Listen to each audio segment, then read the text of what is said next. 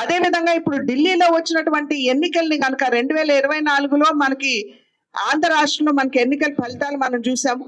అదేవిధంగా 2025లో ఇప్పుడు మనం ఢిల్లీ ఎన్నికల ఫలితాన్ని మనం చూస్తున్నాం. ఈ రెండింటికి కూడా భావ సారూప్యత ఉన్నటువంటి విషయాన్ని మనం ఇక్కడ గ్రహించాలి.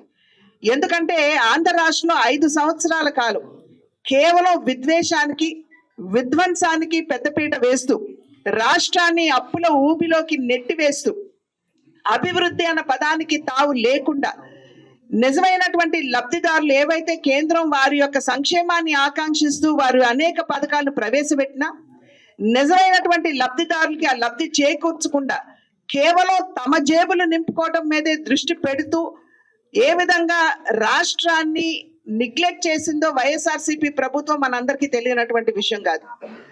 ఆ బాధలు అనుభవించినటువంటి ప్రజలు ఖచ్చితంగా మార్పు కావాలి, ఒక మంచి పరిపాలన రాష్ట్రానికి అందించేటువంటి నాయకత్వానికి, అదేవిధంగా అభివృద్ధిని సాధించగలిగినటువంటి కూటమి ఏదైతే ఉందో ఆ కూటమికి పట్టం కట్టాలి అనేటువంటి భావనతోటి ఆంధ్ర రాష్ట్రంలో ప్రజలు అనూహ్యమైనటువంటి విజయాన్ని మరి ఎన్డీఏ కూటమికి అందించారు.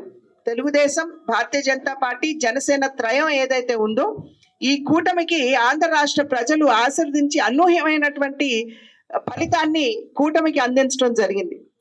అదేవిధంగా ఢిల్లీ కనుక మనం చూసుకున్నట్లయితే 10 సంవత్సరాల కాలం ఆమ్ ఆద్మీ పార్టీ ఆప్ అనేటువంటి పార్టీ అధికారంలో ఉన్నటువంటి సందర్భంలో అరవింద్ కేజ్రీవాల్ గారు వారు నిజంగా చాలా అవినీతి లేనటువంటి పరిపాలనని, ఆయన అవినీతికి అతీతమైనటువంటి వ్యక్తి, ఆయన ఎటువంటి అవినీతి లేనటువంటి సుపరిపాలనని ఢిల్లీకి అందిస్తూ అభివృద్ధి పదంలో ఢిల్లీని తీసుకుని వెళ్తారు అని చెప్పి భావించి 10 సంవత్సరాలు అరవింద్ వారిని ఢిల్లీ ప్రజలు మోసారు.